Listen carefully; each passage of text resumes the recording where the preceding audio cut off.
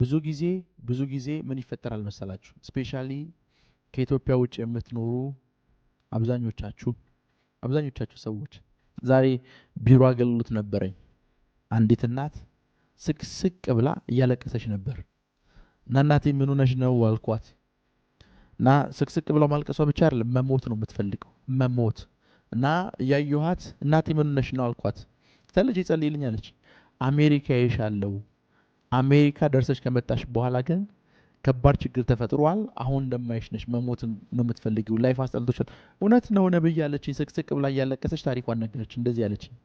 አሜሪካ ደርሼ የመጣው ጥቂት ጊዜ ልጄና ወንድ ልጇና ሚስቱ ጋር አብሬ ተቀመጥኩኝ። ሚስቱ ጋር ልክ አብሬ ከተቀመጥኩ በኋላ ሚስቱ ወለደች። የመጀመሪያው ልጅ ኦቲዝም በሽተኛ ሆነ። ሁለተኛው ልጅ ሞተ። ሶስተኛው ልጅ ኦቲዝም በሽተኛ ሆነ።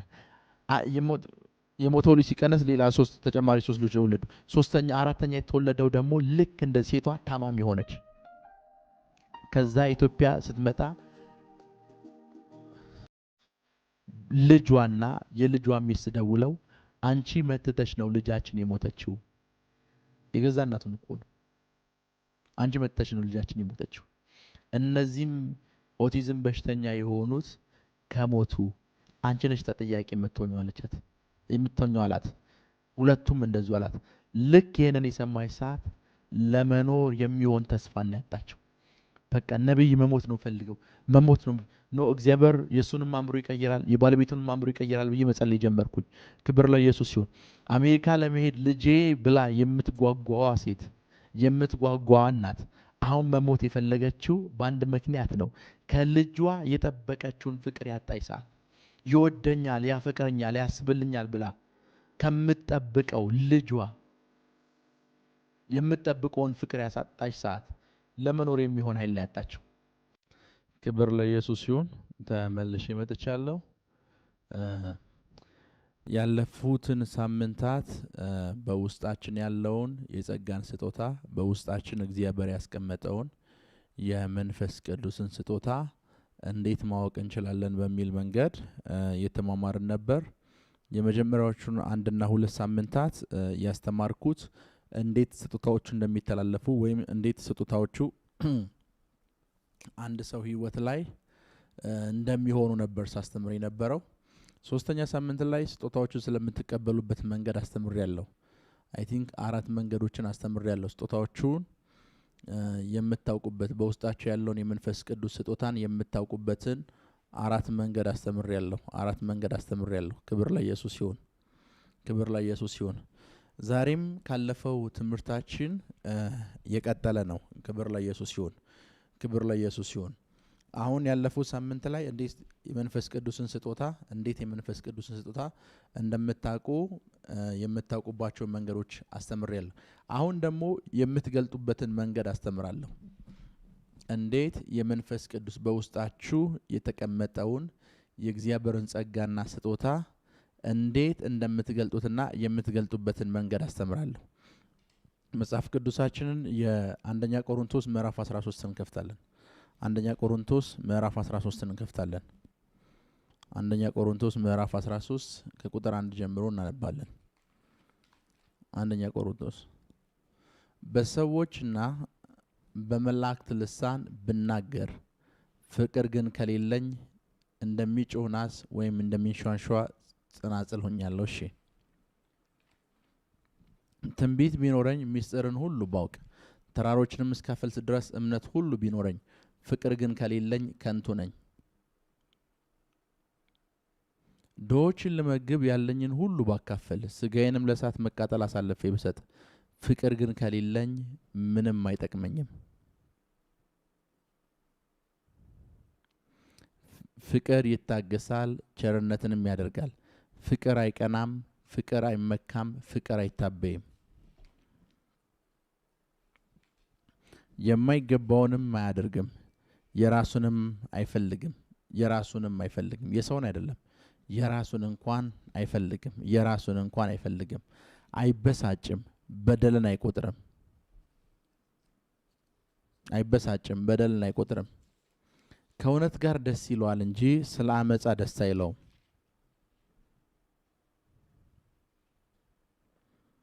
ሁሉን ይታገሳል፣ ሁሉን ያምናል፣ ሁሉን ተስፋ ያደርጋል፣ በሁሉ ይጸናል። ፍቅር ለዘወትር አይወድቅም። ትንቢት ቢሆን ግን ይሻራል፣ ልሳኖች ቢሆኑ ይቀራሉ፣ ዕውቀትም ቢሆን ይሻራል። ክብር ለኢየሱስ ይሁን። አሁን ያነበብነው የመጽሐፍ ቅዱስ ክፍል አንደኛ ቆሮንቶስ ምዕራፍ 13ን ከቁጥር 1 ከመጀመሪያችን በፊት ቀድመን የምናገኘው የመጽሐፍ ቅዱስ ክፍል አለ። አንደኛ ቆሮንቶስ ምዕራፍ 12 ማለት ነው። አንደኛ ቆሮንቶስ ምዕራፍ 12 ስለ ሁለት ሐሳብ ያወራል። የመጀመሪያውን ሲጀምር መንፈሳዊ ነገር ወንድሞች ሆይ ታውቁ ዘንድ እወዳለሁ እያለ ጳውሎስ ቁጥር 1ን ይጀምርና ከዛ ቁጥር 4 ላይ ስለ ጸጋ ስጦታዎች ያወራል። ቁጥር 4 ስለ ጸጋ ስጦታዎች ያወራና ከቁጥር 12 ጀምሮ ደግሞ አካል ውስጥ አንድ አካል እንዳለ በዛ አካል ውስጥ ደግሞ ብዙ ብልቶች እንዳሉ ጳውሎስ ያወራል። አንደኛ ቆሮንቶስ ምዕራፍ 12 ቁጥር 1 ሲጀምር የጀመረው ስለ ጸጋ ስጦታዎች በማውራት ነው። ከዛ በዛ ስለ ጸጋ ስጦታዎች በሚያወራበት ክፍል ውስጥ አካል ውስጥ ስላሉ ብዙ ብልቶች፣ አካሉ ደግሞ አንድ አካል እንደሆነ ክርስቶስም ደግሞ እንዲሁ እንደሆነ በደንብ በጥልቀት ያወራል። አንደኛ ቆሮንቶስ ምዕራፍ 13 ላይ ሲመጣ ግን ጳውሎስ ጥልቀት ሰጥቶ ፍቅርን ከመንፈሳዊ ስጦታዎች ጋር እያገናኘ ትንቢት ከመናገር ጋር፣ ዕውቀት ከመናገር ጋር፣ ተራሮችን የሚያፈልስ እምነት ከማግኘት ጋር እያገናኘ ያወራል። ክብር ለኢየሱስ ይሁን። ዛሬ በፊታችሁ የመጣሁት ስለ አንድ ነገር ለማውራት ነው፣ ስለ ፍቅር። በፊታችሁ ላስተምር የመጣሁት ስለ ፍቅር ለማውራት ነው። ክብር ለኢየሱስ ይሁን። ክብር ለኢየሱስ ይሁን። ጳውሎስ አንደኛ ቆሮንቶስ ምዕራፍ 12ን ስለ ስጦታዎች በደንብ ፈትፍቶ ካስተማረና ከተናገረ በኋላ ከዛ እነዛን ከአካሉና ከብልቱ ጋር ያላቸውን ግንኙነት በደንብ ካስተማረ በኋላ ምዕራፍ 13 ላይ ግን አንድ ሙሉ ምዕራፍ በሚባል ሁኔታ ለብቻው ፍቅር በሚል ርዕስ፣ ፍቅር በሚል ቶፒክ ለብቻው ደግሞ ያስተምራል። ክብር ለኢየሱስ ይሁን። ለምንድነው ስለ ፍቅር ጳውሎስ ማስተማር የፈለገው? ስለ ፍቅር ሲያስተምር ጳውሎስ አንደኛ ቆሮንቶስ ምዕራፍ 13 ላይ ያለ ፍቅር ሁሉም ነገር ከንቱ እንደሆነ ያስተምራል። ያለ ፍቅር ሁሉም ነገር ከንቱ ከሆነ ከፍቅር ጋር ደግሞ ሁሉም ነገር ጠቃሚ ነው። ሁሉንም ነገር ከንቱ ያስባለው ፍቅር እዛ ውስጥ ስላልነበረበት ነው። ፍቅር እዛ ውስጥ ካለበት ደግሞ ሁሉም ነገር ጠቃሚ ይሆናል። ክብር ለኢየሱስ ይሁን። ሁሉም ነገር ጠቃሚ ይሆናል። ዛሬ ስለ ፍቅር ሳስተምራችሁ በደንብ ስሙኝ። ብዙ ጊዜ ስጦታዎቹ እንዲኖሩ እንጨነቃለን። የፈውስ ስጦታ እንዲኖር እንጨነቃለን። የትንቢት ስጦታ እንዲኖር እንጨነቃለን። መናፍስትን የመለየት ስጦታ እንዲኖረን እንጸልያለን። ልሳን የመተርጎም ስጦታ እንዲኖረን እንጸልያለን። የዕውቀት ስጦታ እንዲኖረን እንጸልያለን። ክብር ለኢየሱስ ይሁን። እነዚህ ስጦታዎች በህይወታችን ላይ በኃይል እንዲሰሩ፣ በኃይል እንዲንቀሳቀሱ፣ በኃይል እንዲገለጡ በጣም እጅግ በጣም አጥብቀን እንጸልያለን። ከነዚህ ስጦታዎች ሁሉ የሚበልጥ ትልቅ ስጦታ ልንገራችሁ። እነዚህን ስጦታዎችን በሙሉ በውስጡ የያዘ እንደ ፓኬጅ የሆነ ትልቅ ስጦታ ልንገራችሁ። እሱ ምንድነው ከተባለ ፍቅር ነው። ክብር ለኢየሱስ ይሁን። ፍቅር ልክ እንደ ስጦታ ቦክስ ነው፣ ወይም እንደ ስጦታ ዕቃ ነው። አንዳንድ የስጦታ ዕቃዎችን አይታችሁ ከሆነ የምትፈልጉትን ቸኮሌት፣ የምትፈልጉትን ከረሜላ፣ የምትፈልጉትን ብስኩት፣ ሁሉንም ነገር ባንድ ይዘዋል። የምትፈልጉትን ጸጋ ስጦታ፣ የምትፈልጉትን እያንዳንዱን ነገር የያዘ ቦክስ ከፈለጋችሁ፣ የያዘ ሳጥን ከፈለጋችሁ ፍቅር ይባላል። ፍቅር ውስጥ ሁሉም ነገር አለ። ፍቅር ውስጥ ትንቢት አለ። ፍቅር ውስጥ ተአምራት ማድረግ አለ። ፍቅር ውስጥ ሁሉም ነገር አለ። ክብር ለኢየሱስ ይሁን። ፍቅር ውስጥ የሌለን ነገር የለም። ፍቅር ውስጥ የሌለ ነገር የለም። ሰዎች የጸጋ ስጦታን ኃይል በደንብ ያውቃሉ። የፍቅርን ኃይል ግን በደንብ አያውቁም። የፍቅርን ኃይል በደንብ አያውቁም። ዛሬ ጥቂትም ቢሆን ስለ ፍቅር ኃይል አወራችኋለሁ። ክብር ለኢየሱስ ይሁን። በደንብ ስሙኝ። በደንብ ስሙኝ። በደንብ ስሙኝ። የፈውስ ስጦታ ከፈወሳቸው በሽተኞች በላይ በፍቅር የተፈወሱ በሽተኞች ይበልጣሉ። በፍቅር የተሸነፉ በሽተኞች ይበልጣሉ። የፈውስ ስጦታ ከፈወሳቸው በሽተኞች በላይ ፍቅር የፈወሳቸው በሽተኞች ይበልጣሉ። በቁጥርም ይበልጣሉ፣ በአይነትም ይበልጣሉ። የፈውስ ስጦታ ሊፈውሳቸው ያልቻሉት በሽተኞች በሙሉ ፍቅር የመፈወስ አቅም አለው። ፍቅር የማዳን አቅም አለው። ፍቅር የመታደግ አቅም አለው። ክብር ለኢየሱስ ይሁን። የፈውስ ስጦታ ኑራችሁ ልትፈውሳቸው ያልቻላችኋቸው በሽተኞች በሙሉ ፍቅር በሚባል ከመንፈሳዊ ዓለም በሚሰጥ ስጦታ በዛ ስጦታ ልትፈውሷቸው ትችላላችሁ። ክብር ለኢየሱስ ይሁን። አንዳንድ ሰዎች እግዚአብሔር ለእናንተ የሰጣችሁ ስጦታዎችን አይፈውሳቸውም። አንዳንድ ሰዎች እግዚአብሔር ለእናንተ የሰጣችሁ ስጦታዎች አይፈውሳቸውም። አንዳንድ ሰዎችን የሚፈውሳቸው በልባችሁ በመንፈስ ቅዱስ አማካኝነት የፈሰሰውን ፍቅር ያካፈላችኋቸው ሰዓት ነው። ምን ማለት ፈልጌ ነው? ክብር ለኢየሱስ ይሁን። ይህንን ርዕስ አይ ቲንክ ቶሮንቶ የነበረን አገልግሎት ላይ በሰፊው አስተምሬያለሁ። ሆስፒታል ብትሄዱ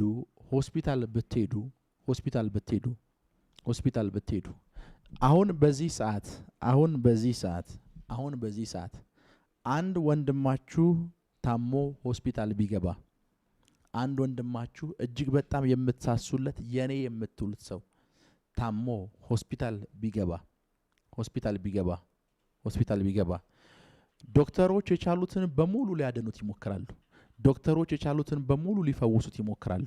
የቻሉትን በሙሉ ይሄ በሽተኛ አጠገብ ዛሬ እናንተ ብርቱካን ትወስዱለታላችሁ፣ ነገ አለኝ የምትሉትን ምግብ ታደርሱለታላችሁ። እዛ ሆስፒታል ውስጥ እሱን ለመንከባከብ ብላችሁ ታድራላችሁ። ሁለተኛውም ቀን ጋር ስትመጡ ልክ እንደዛው ታደርጋላችሁ። እስኪ አይበለውና በሶስተኛው ቀን ከዚህ በኋላ በአንተ ተስፋ ቆርጫለሁ፣ እዚህ ሆስፒታል ተመልሼ አልመጣም ብትሉት ያ በሽተኛ በዛ ሰዓት መሞት ይጀምራል። ያን በሽተኛ መድኃኒት ማጣት አይደለም እየገደለው ያለው። ያንም በሽተኛ እየገደለ ያለው እናንተ ጋር ያለ እሱን ሊፈውሰው የሚችለው ፍቅር እሱን ማጣቱ ነው የሚገለው። ክብር ለኢየሱስ ይሁን። እሱን ማጣቱ ነው የሚገለው። ልክ እንደዛው በሚድን በሽታ በቀላል በሽታ ተይዘው መጽሐፍ ቅዱስ አንድ አሳ የሚባል ንጉሥ አለ። እግሩ ታሞ ሞተ ይላል። እግሩን ወለም ብሎት ሞተ ይላል። ሰው እግሩን ወለም ብሎት አይሞትም። አንዳንድ ሰዎች እጅግ በጣም በሚድን በሽታ ታመው ሆስፒታል ውስጥ ገብተው ሆስፒታል ውስጥ መድኃኒት የተሰጣቸው መድኃኒቱ ሊፈውሳቸው የማይችለው በት ምክንያት ከሆስፒታሉ ከወጡ በኋላ አገኛለሁ ብለው የሚያስቡት ፍቅር እንደሌለ የገባቸው ሰዓት የዛን ጊዜ መሞት ይጀምራሉ። ሰዎችን መድኃኒት ከሚፈውሳቸው በላይ ፍቅር ይፈውሳቸዋል። መጽሐፍ ቅዱሳችሁ ውስጥ ያለ አንድ ቃል አሳያችሁ። ማቴዎስ ወንጌል ምዕራፍ 8 ላይ ያለ አንድ ቃል። ማቴዎስ ወንጌል ምዕራፍ 8 ላይ ያለ ቃል ከቁጥር 1 ጀምሮ። ማቴዎስ ወንጌል ምዕራፍ 8 ቁጥር 1 ከተራራም በወረደ ጊዜ ብዙ ሕዝብ ተከተሉት። አሁን ይህን ቃል በደንብ ስሙኝ። ከተራራም በወረደ ጊዜ ማለት ኢየሱስ ከሕዝቡ ጋር ከተራራው ስራ አይደለም የነበረው፣ ከተራራው ጫፍ ላይ ነው የነበረው። ሕዝቡ አብሮት የነበረው የተራራው ጫፍ ላይ ነው። ፕሮግራሙን ጨርሶ መውረድ ጀምሯል። ያ ማለት የተራራው ግርጌ ወይም የተራራው የታችኛው ክፍል ላይ የመጨረሻው ክፍል ላይ ደርሷል። ሕዝቡ አብሮት ነው የወረደው። ላይ የነበረው ሕዝብ አብሮት ነው የወረደው። ቁጥር 2 እነሆም ለምጻም ቀርቦ ጌታ ሆይ ብትወድስ ልታነጻኝ ትችላለህ እያለ ሰገደለት። እቺን ቃል በደንብ ስሙ። ኢየሱስ ተራራው ላይ በነበረበት ተራራ ላይ ወጥቶ የነበረበት ጊዜ ላይ ይሄ ለምጻም አብሮ አልወጣም። ሲወርድ ነው ኢየሱስ ጋር የተገናኙት። ይሄ ለምጻም ተራራውን መኖሪያ ያደረገ ለምጻም ነው። ለምጻም በመሆኑ ምክንያት ከሰፈር የተባረረ ሰው ነው። ለምጻም በመሆኑ ምክንያት ማንም ትኩረት የማይሰጠው ሰው ነው። ለምጻም በመሆኑ ምክንያት ፓስተሮች ሰላም አይሉትም፣ ካህናቶች አይቀርቡትም፣ ኤቭሪዋን ይሸሸዋል። ዙሪያው ያሉት በሙሉ ይሸሹታል። ዙሪያው ያሉት በሙሉ ሊቀርቡት አይፈልጉም። ለምን ከተባለ ለምጻም ነው። ይጋባብናል ተብሎ ስለሚታመን፣ ኃጢአተኛ ነው፣ እርኩስ ነው ተብሎ ስለሚታመን በፍጹም ኖዋን ሊያነጻው አይችልም። ማንም ሰው ሊቀርቡ አይፈልግም። አስቡት፣ ህዝቡ በሙሉ ተራራው ላይ ወጥቶ ይሄ ሰውዬ ብቻውን ተራራው ጫፍ ላይ ነበር። የተራራው የመሬትኛው ተራራው ግራውንድ ላይ ነው የነበረው። የተራራው ስር ላይ ነው የነበረው። ህዝቡ ጋር አብሮ አልነበረም። ኢየሱስ ከህዝቡ ጋር አብሮ ሲወጣ ይሄ ሰው ህዝቡ ጋር የመቀላቀል እድል ያጣ ሰው ነው። ከህዝቡ የተለየ ከህዝቡ የተባረረ ሰው ነው። ይሄ ሰው ልክ ኢየሱስ ከህዝቡ ጋር አብሮ ከተራራው የወረደ ሰዓት ብዙ ህዝብ የተከተለው የናዝሬቱ ኢየሱስን አየውና እንደዚህ ያለ ብትወድ አለ ልታነጻ ትችላለህ። ይሄ ሰው ኢየሱስ እንደሚፈውሰው የተረዳበትን ምክንያት ላሳያችሁ። ብትወድ ልታነጻ ትችላለህ እያለ ሰገደለት። ያማልጥ ይሄ ለምጻም ለመጀመሪያ ጊዜ ለምጻም ከሆነበት ሰዓት ጀምሮ አንድ የሚወደው ሰው እንዳገኘ እርግጠኛ ሆነ። አንድ የሚወደው ሰው እንደሚያገኝ እርግጠኛ ሆነ።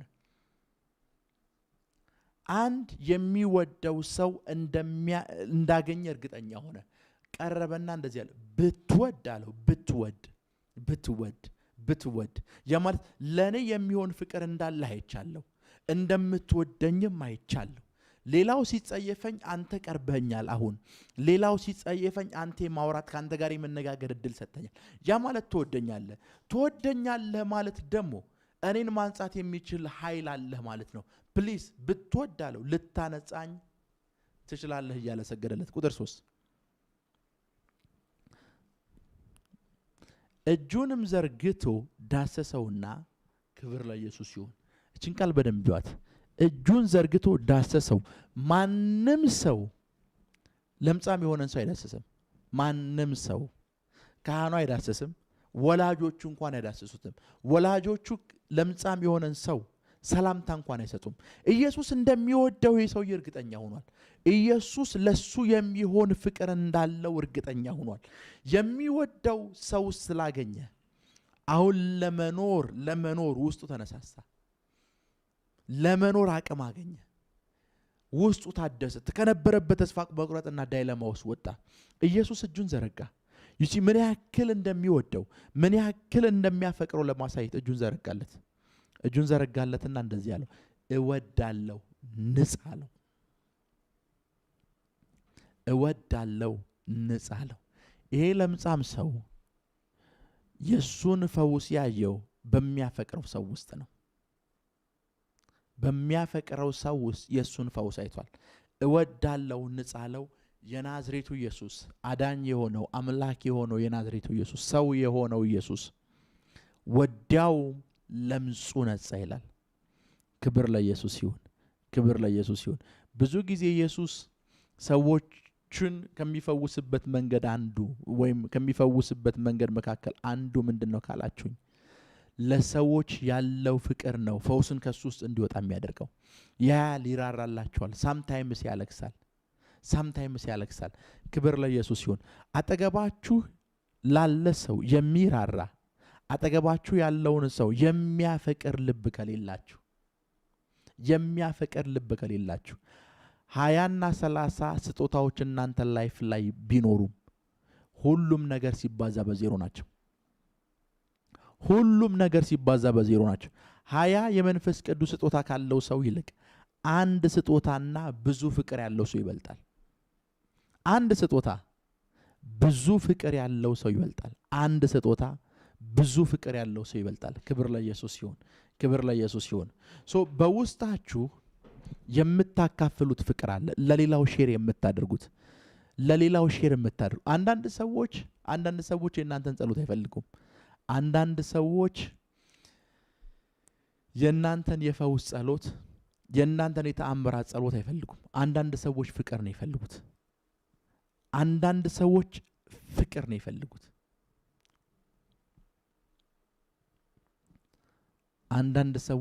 ፍቅር ነው ይፈልጉት።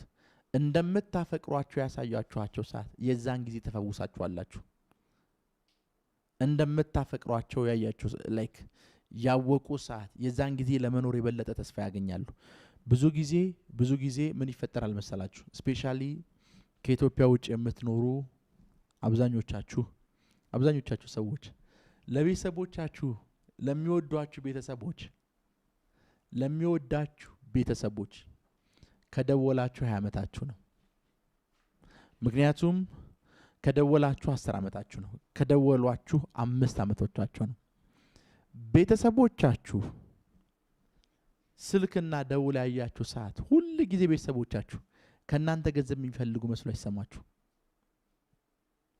አንዳንድ ሰው እናንተ ጋር ሲደውል፣ አንዳንድ ሰው እናንተን ሲፈልግ ሁሉ ጊዜ ጥቅም ፈልጎ ይመጣ ይመስላችሁ። ስፔሻሊ ደግሞ ቤተሰቦቻችሁ፣ ስፔሻሊ ወላጆቻችሁ፣ ስፔሻሊ እናትና አባቶቻችሁ። ላይክ ብዙ ሰው ያጋጥመኛል። ለምንድን ነው ለቤተሰብህ ማልደውለው ስል ለእናቴ ምልክላት ብር የለኝም ይላል። ኖ እናትህ ከገንዘብህ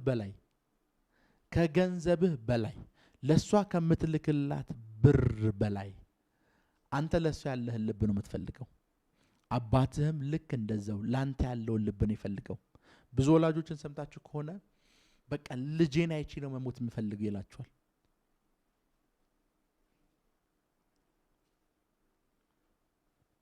ለመኖር የሚያጓጓቸው ነገር ምንድነው ካላችሁኝ የሚያፈቅራቸው ወይም የሚያፈቅሩት ሰው ነው። ክብር ለኢየሱስ ይሁን። ለቤተሰቦቻችሁ ከደወላችሁ ረጅም ሰዓት የሆናችሁ ሰዎች፣ ረጅም ጊዜ የሆናችሁ ሰዎች አሁን ጊዜው ነው። ስልኮቻችሁን አንስታችሁ መደወል ጀምሩ። ሁሉም ሰው የእናንተን ገንዘብ አይፈልግም። ጥቂት ሰዎች የእናንተን ፍቅር ይፈልጋሉ። ሁሉም ሰው ለጥቅም ብሎ ወደ እናንተ አይመጣም። ጥቂት ሰዎች አፍቅሯችሁ ነው የመጡት። ጥቂት ሰዎች የምር ወዷችሁ ነው የመጡት። እናንተ በምታሳዩአቸው ፍቅር እነሱ መፈወስ ይችላልላችሁ። እናንተ በምታሳዩአቸው ፍቅር ረጅም ዓመት ወይም ነገ የሚባለውን ህይወት ለመኖር እንዲጓጉ ማድረግ ትችላላችሁ። እንዲጓጉ አስታውሳለሁ ካናዳ ያለው የዛሬ አይ ቲንክ 3 ሳምንት ይሆነኛል። 3 ሳምንት በፊት አንድ ሰው ደወለልኝ። ለባለቤቴ ነበር የደወለላትና ዩሮፕ ውስጥ ነው ያለው። ስቅስቅ ብሎ ያለቅሳል። 2 ልጆች አሉት። ስቅስቅ ብሎ ያለቅሳልና በስልኩ ውስጥ ለቅሶን ስሰማ የባለቤቴን ስልክ ተቀበልኳት። ማውራት ፈልጋለሁ ብዬ በዛ ለቅሶ ውስጥ ምን ሆነህ ነው አልኩት። ፕሮፌት ሚራክል በጣም ስላገኘው ደስ ብሎኛል። ብዙ ነገር አለ፣ ብዙ ነገር አወራ። ኔክስት ምን ሆነህ ነው አልኩት። ፕሮፌት ሚራክል 2 ልጆች አሉኛል። መኖር የምፈልግበት ምክንያቶች እነሱ ናቸው። ነገር ግን አሁን እግዚአብሔር እንዲወስደኝ እየጸለይኩ ነው። እግዚአብሔር እንዲወስደኝ እየጸለይኩ ነው እና ፕሊዝ እንዲወስደኝ ጸልይልኛል። ምን ሆነ ነው አልኩት። ረጅም ዓመት ብዙ ሳክሪፋይስ ያደረኩላት ሴት የልጆቼ እናት ሌላ ሰው አግኝታ ጥላኝ ሄዳለች። አሁን ሌላ ሀገር ነው ያለችው። ልጆቿንም ማየት አትፈልግም፣ እኔንም ማየት አትፈልግም አለኝ። ይሄ ሰው የልጆቹ እናት አብራው እያለች ሲያስብ የነበረው ነገር ምንድነው ካላችሁኝ ነገ የልጆቹን ሰርግ ማየት ነበር የሚያስበው። 10 እና 11 ዓመት ልጆች ነበሩ የነበሩት። ነገ የልጆቹን ግራጁዌሽን ማየት ነበር የሚጓጓው። ናው ያ ሁሉ ተነነበት። ናው መሞት ነው ይፈልገው። ለምን ከተባላችሁኝ ይጠብቅ የነበረውን ፍቅር ነው ያጣው። ሰዎች ሱሳይድ ለምን የሚያደርጉ ይመስላችኋል? ሰዎች ኃይለኛ የሆነ ዲፕሬሽን ውስጥ ለምን የሚገቡ ይመስላችኋል? ላይክ 70 ዓመት እንዲኖሩ የተወሰነላቸው ሰዎች ለምን በ20 እና በ30 ዓመታቸው ራሳቸውን የሚያጡ ይመስላችኋል? ራሳቸውን የሚገሉ ለምን ይመስላችኋል? ሰዎች ሁሉ ጊዜ የሚያፈቅራቸው ሰው እንደሌለ ያወቁ ሰዓት ሱሳይድ ነው የሚያደርጉት። ለመኖር አቅም ነው የሚያጡት።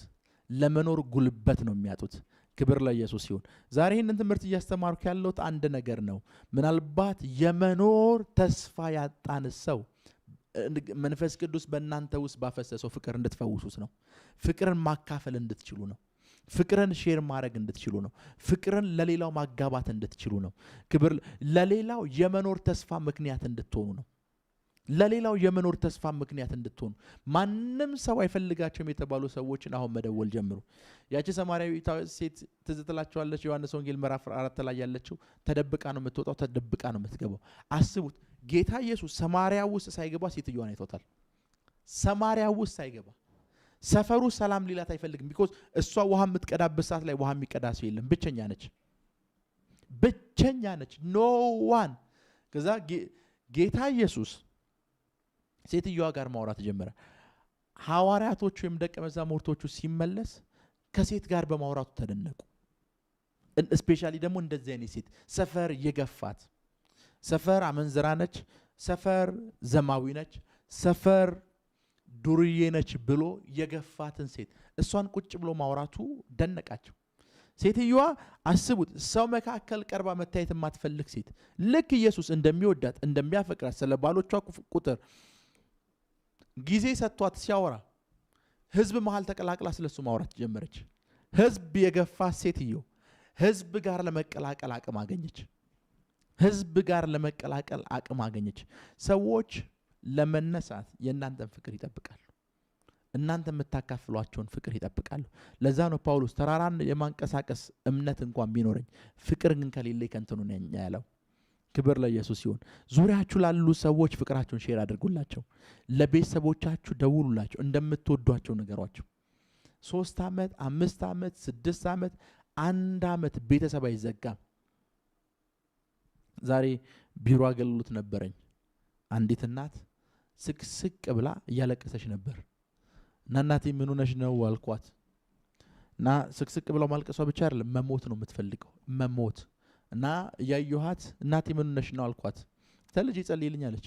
አሜሪካ ይሻለው፣ አሜሪካ ደርሰሽ ከመጣሽ በኋላ ግን ከባድ ችግር ተፈጥሯል። አሁን እንደማይሽ ነሽ፣ መሞት ነው የምትፈልጊው፣ ላይፍ አስጠልቶሻል። እውነት ነው ነብይ አለችኝ። ስቅስቅ ብላ እያለቀሰች ታሪኳን ነገረችኝ። እንደዚህ አለችኝ፣ አሜሪካ ደርሼ የመጣው ጥቂት ጊዜ ልጄና ወንድ ልጇና ሚስቱ ጋር አብሬ ተቀመጥኩኝ። ሚስቱ ጋር ልክ አብሬ ከተቀመጥኩ በኋላ ሚስቱ ወለደች። የመጀመሪያው ልጅ ኦቲዝም በሽተኛ ሆነ። ሁለተኛው ልጅ ሞተ። ሶስተኛው ልጅ ኦቲዝም በሽተኛ ሆነ። የሞተው ልጅ ሲቀነስ ሌላ ተጨማሪ 3 ልጆች ወለዱ። ሶስተኛ አራተኛ የተወለደው ደግሞ ልክ እንደ ሴቷ ታማሚ ሆነች። ከዛ ኢትዮጵያ ስትመጣ ልጇና የልጇ ሚስት ደውለው አንቺ መተተሽ ነው ልጃችን የሞተችው። የገዛ እናቱን እኮ ነው። አንቺ መተተሽ ነው ልጃችን የሞተችው። እነዚህም ኦቲዝም በሽተኛ የሆኑት ከሞቱ አንቺ ነሽ ተጠያቂ የምትሆኚው አለቻት። የምትሆኚው አላት። ሁለቱም እንደዚሁ አላት። ልክ ይሄንን የሰማች ሰዓት ለመኖር የሚሆን ተስፋን ያጣቸው። በቃ ነብይ መሞት ነው ፈልገው መሞት ነው እግዚአብሔር የሱንም አምሮ ይቀየራል የባለቤቱንም አምሮ ይቀየራል ብዬ መጸለይ ጀመርኩኝ። ክብር ለኢየሱስ ይሁን። አሜሪካ ለመሄድ ልጄ ብላ የምትጓጓዋ ሴት የምትጓጓዋ እናት አሁን መሞት የፈለገችው በአንድ ምክንያት ነው። ከልጇ የጠበቀችውን ፍቅር ያጣች ሰዓት፣ ይወደኛል ያፈቅረኛል ያስብልኛል ብላ ከምትጠብቀው ልጇ የምትጠብቀውን ፍቅር ያሳጣች ሰዓት ለመኖር የሚሆን ኃይል ያጣቸው። ለመኖር የሚሆን ኃይል ያጣቸው። አስቡት። ይወዱኛል ወዳቸዋለሁ ብላችሁ የምታስቧቸው ሰዎች ሳምታይምስ ነገ የሚባለው ቀናችሁ ህይወታችሁ ላይ እንዲመጣ ምክንያት መሆን ይችላሉ። ምክንያት መሆን ይችላሉ። ምክንያት መሆን ይችላሉ። ምክንያት መሆን ይችላሉ። ምክንያት መሆን ይችላል። ፍቅር እናንተ ከምታስቡት በላይ ኃያል የሆነ ነገር ነው። ኃያል የሆነ ነገር ነው። ኃያል የሆነ ነገር ነው። አስቡት። ጸሎት ሊፈውሰው ያልቻለውን መድኃኒት ሊፈውሰው ያልቻለውን ሰው እናንተ በምታካፍሉት ፍቅር ልትፈውሱ ትችላላችሁ። እናንተ ከሱ ጋር ማዕድ በመቁረሳችሁ ብቻ ነገ የሚባለው ቀን እንዲያጓጓው ማድረግ ትችላላችሁ። ሞት የሚባልን ነገር ከህይወቱ ላይ ማድረግ ትችላላችሁ። ሞት የሚባልን ቀን ከህይወቱ ላይ ማራቅ ትችላላችሁ። በመንፈስ ቅዱስ አማካኝነት ወደ ልባችሁ የፈሰሰ ፍቅር አለ። ያንን ፍቅር ለሁሉም ሰው ሼር አድርጉት። ዙሪያችሁ ላሉ ሰዎች በሙሉ ሼር አድርጓቸው። ክብር ለኢየሱስ ይሁን። የምታካፍሉት ፍቅር አለ። የምታካፍሉት ፍቅር አለ። አሁን እንደነገርኳችሁ የኔን ስልክ ይጠብቃል፣ እኔ እንድደውልለት ይፈልጋል፣ ፍቅሬን እንድገልጽለት ይፈልጋል የምትሉት የቤተሰብ አባል፣ ወዳይ፣ ዘመድ፣ ጓደኛን በሙሉ አሁን ስልካችሁን አንስታችሁ ለመደወል ኃይል ይኖራችሁ። ልጆች ከሆናችሁ ወላጆቻችሁ ጋር ደውሉ፣ ቤተሰቦቻችሁ ጋር ደውሉ። ቢኮዝ የእናንተ ፍቅር ያንድን ሰው ህይወት የማስቀጠል አቅም አለው። ያንድን ሰው ህይወት የማስቀጠል አቅም አለው። ያንድን ሰው ህይወት የማስቀጠል አቅም አለው። ክብር ለኢየሱስ ይሁን። ይሄን አድርጉ። የዛሬው ትምህርት ይሄ ነው።